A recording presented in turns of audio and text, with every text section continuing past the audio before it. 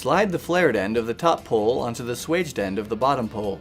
Make sure the small hole near the bottom of the top pole is facing the same direction as the gussets of the plate on the bottom pole.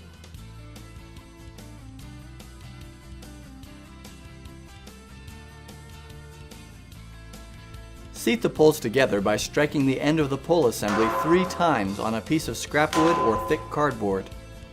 Use caution to avoid striking your feet. Make sure the poles are fully seated together before continuing to the next step.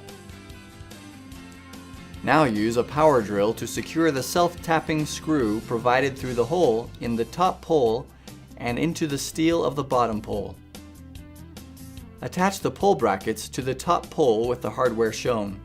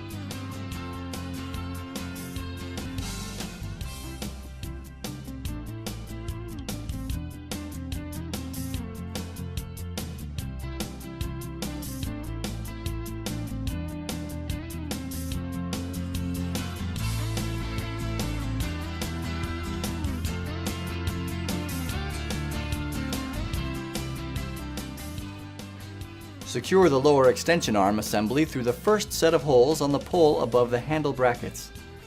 Ensure the large plastic washers are placed between the extension arms